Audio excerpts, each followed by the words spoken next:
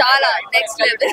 ఉపేంద్ర గారు అమెరికా చాలా మంది ఉన్నారు కదా, క్యారెక్టరైజేషన్స్ ఎలా ఉన్నాయి? అన్నింటి దానికే ప్రయారిటీ ఉందండి, మీరు చూస్తే తెచ్చిపోతే. అంటే క్యారీ చేశారా అంతమంది ఆర్టిస్టులు అని లోకేష్ కనకరాజు? అదే చూడాలి, మీరు ఎంత ఎంత బాగా క్యారీ చేశారు అనేది చూడాలి. It's great job. ఎక్కడన్నా లాగ్ సీన్స్ ఏమైనా ఉన్నాయండి? Zero lag. I don't think you guys can get bored anywhere, ఎక్కడ కూడా. బట్ యా, ఇప్పుడే కూలీ చూసి వస్తున్నా. కూలీ పవర్ హౌస్ అన్నట్టే ఉందన్న సినిమా. పవర్ హౌస్ అన్న, మీరు పవర్ హౌస్ లోకి వెళ్ళి కూర్చున్నట్టు అనిపిస్తుంది. వోల్టేజ్ తో షాకులు కొడతాయి. అలానే లోకేష్ మా సినిమాల్లో డ్రగ్స్ ఎలా అయితే చూపిస్తాడో, డ్రగ్స్ చుట్టూ స్టోరీ నడుస్తుంది కదా, ఈ సినిమాలో మనకు డ్రగ్స్ ఎక్కేస్తాయి. ఇలా కొట్టుకొని డ్రగ్స్ ఎక్కిచ్చేసుకోవచ్చు, అంత బాగుంది సినిమా. అసలు రజనీకాంత్ గారి స్టైల్, ఆయన స్వాగ్, ఆయన ఫోన్ తీస్తే స్టైల్, ఆయన సిగరెట్ వెలిగిస్తే స్టైల్, ఆయన నడిస్తే స్టైల్, ఆ స్వాగ్ ప్రతి సినిమా కంటే ఈ సినిమాలో ఇంకా స్పెషల్ గా ఉంది, ఇంకా బాగుండింది. ఇక నాగార్జున గారి క్యారెక్టర్ గురించి ఏం చెప్పాలన్నా, నాగార్జున గారిని చూస్తున్నంత సేపు అబ్బా ఏమున్నాడు రాబోయే అనిపించేలా ఉంది. కింగ్ నాగార్జున, టాలీవుడ్ కి ఇన్నాళ్ళు కింగ్ నాగార్జున, ఇప్పటి నుంచి ఆల్ ఇండియన్ ఫిలిం ఇండస్ట్రీకి కింగ్. ఎందుకు అంటే మీరు పవర్ హౌస్ సినిమా చూడండి, power house caste, power house songs మొత్తం అన్న, power house stars, power house story, power house BGM, మొత్తం పవర్ హౌస్ ఉందన్న. లోపల ప్రతి క్యారెక్టర్ కి కూడా ఇంపార్టెన్స్ ఇచ్చారు. అసలు రజనీకాంత్ స్టైల్ మాత్రం అలా బొచ్చలేదు, బట్ స్టిల్ ఆ మూమెంట్ కూడా ఇస్తాడన్న రజనీకాంత్. అసలు పాత రజనీకాంత్, వింటేజ్ రజనీకాంత్ ని మనం చూస్తాం అంతే. ఇన్ఫాక్ట్ డిఏజింగ్ చేసి అప్పటి రజనీకాంత్ ని కూడా చూపిస్తారు, అదైతే ఇంకా హైలైట్. అప్పటి రజనీకాంత్ ఏది 90s 80s ఆ రజనీకాంత్ ని కూడా చూపిస్తారు మనకి. తలైవా, బ్లైండ్ గా తలైవా. ఆగస్ట్ 14th, రేపు ఆగస్ట్ 15th ఇండిపెండెన్స్ డే. కూలీలకి విడుదల, కూలీ ఫ్రీడమ్. థియేటర్స్ బ్లాస్ట్ కాదన్నా, వోల్టేజ్, హై వోల్టేజ్ తో షాకులు కొడతాయి. జనాలు డ్రగ్స్ ఎక్కించుకొని బయటకు వస్తారు. అన్నా ఐమాక్స్ తక్కువ అన్న, ఊరా మాస్ ఉందా నా లోపల అన్నా. ఫస్ట్ చిక్కిట సాంగ్ వచ్చినప్పుడు ఒక్కడు కింద సీట్లలో కూర్చొని లేడు, దానిలో డాన్స్ వేసినాం. రిలీజ్ కి ఎలా అయితే సెలబ్రేట్ చేసుకుంటామో అలా డాన్స్ వేసినాం మేము. మోనికా ఆ పాటకు కూడా డాన్స్ చేసినాం. రజనీకాంత్ ఉపేంద్ర గారు ఉన్నారు, అమీర్ ఖాన్ గారు ఉన్నారు, నాగార్జున గారు ఎలా అనిపించారు ఇంత పెద్ద కాస్టింగ్?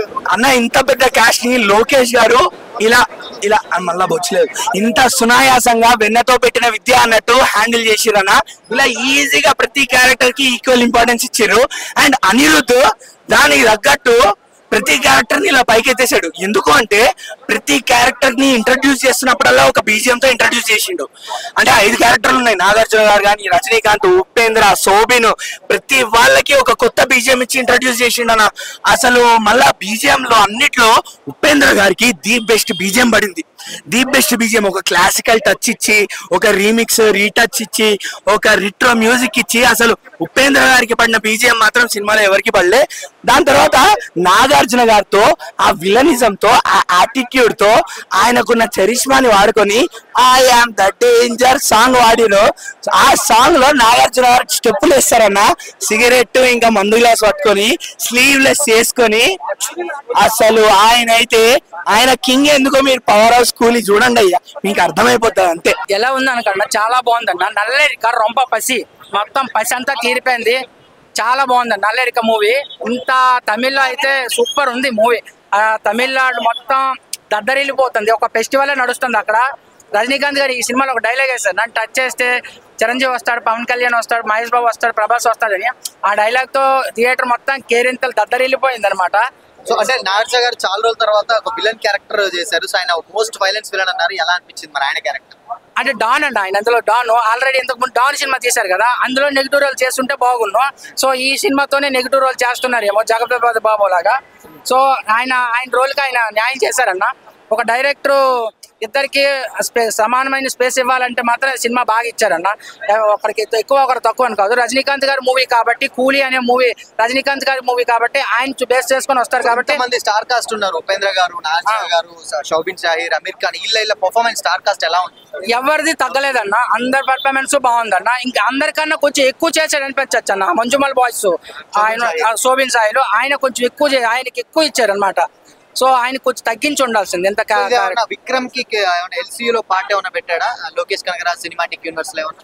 అట్లేం లేదు, సినిమాకి ఇక్కడ వరకే కంప్లీట్ చేశాడు, నెక్స్ట్ పార్ట్ 2 ఉందని చిన్న హింట్ ఇచ్చాడు అంతే. సో హైలైట్స్ ఏమున్నాయి సినిమాలో హైలైట్ రజనీకాంత్ అన్న, ఆయన కోసమే సినిమాకి వచ్చినాం, రజనీకాంత్ అన్న హైలైట్.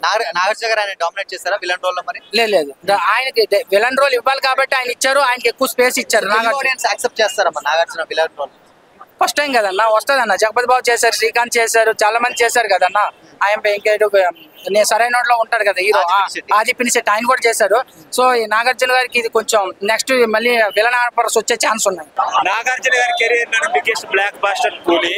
నాగార్జున గారు విలనిజం చూపెట్టారు, ఆయన మాస్ అమ్మ మొగుడు అని చూపెట్టాడు. ఈ మూవీలో సుత్తి సీన్ ఉంటది, దయాల్ క్యారెక్టర్ ని 8 years ఆయన పక్కన మోసం చేస్తాడు కాబట్టి నాగార్జున గారిని సుత్తి సీన్ లో చంపేస్తాడు.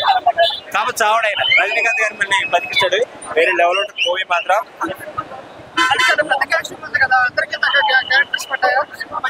లోకేష్ గారి సినిమా అంటేనే యాక్టర్స్ రజనీకాంత్ కాదు, ఎవరైనా కోపి ఎవడైనా చెప్తున్నాను. లోకేష్ గారి సినిమా అంటేనే క్యారెక్టరే గుర్తొస్తుంది. మన మూవీకి వెళ్తే యాక్టర్ గుర్తుకు రాడు. ఒక నగరం, ఒక ఖైదీ, ఒక మాస్టర్, ఒక విక్రమ్, ఒక లియో, ఒక కూలీ, ఎవరైనా మనకి ఆర్టిస్టులు గుర్తుకు రారు, క్యారెక్టర్సే గుర్తొస్తాయి. పార్ట్ ఆఫ్ ఎల్సీయూ ఇది. ఎవడబ్బ సొత్తు కాదు ఆ టాలెంట్. లోకేష్ అన్న సినిమాలో ఉంటుంది వైలెంట్. ఒకప్పుడు ఇండియాని చెక్ చేసింది కరోనా, ఇప్పుడు ఇండియన్ సోషల్ మీడియాని చెక్ చేస్తున్నాడు మన నాగార్జున. రిటైర్మెంట్ అఖిల్కి ఉంటుంది, జైకి ఉంటుంది, కానీ రిటైర్మెంట్ నాకు బ్రోక్ ఉండదు, ఎప్పటికీ బ్రోనే. దండం పెట్టి చెప్తున్నా అమలా మేడం, నాగార్జున ఇలా బయటకు వదిలిపెడితే ఎవరో తండ్రి బదులు మన్మధుడు అంటే నాగేరా, నాగంటే కింగేరా.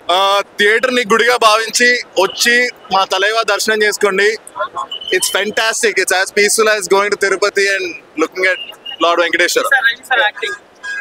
యాక్టింగ్ అన్ని కాదండి, దర్శనం. మీరు దర్శనం చేసుకోవడానికి వెళ్తే వచ్చేస్తారు కదా, తృప్తిగా బయటకు వస్తారు. ఫ్యాన్స్ రజనీ వస్తే చాలండి, పెట్టాల్సిన అవసరం అన్ని అంత కష్టపడక్కర్లేదు. మీరు రజనీ ఒక్కరి కోసం వస్తే ఇంకెంతమంది ఉన్నారు.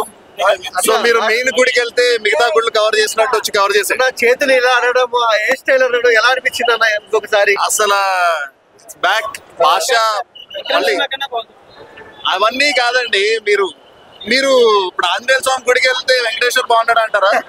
లేదు కదా. ఏ గుడి దర్శనం ఆ గుడి దర్శనమే. బ్రహ్మాండంగా ఉంది, తృప్తిగా ఉంది. మీరు కూడా ఇలా టైం వేస్ట్ చేసుకోకుండా వెళ్ళి సినిమా చూడండి. చేస్తాడేమో. ఇప్పుడు అవన్నీ వద్దండి, ఫస్ట్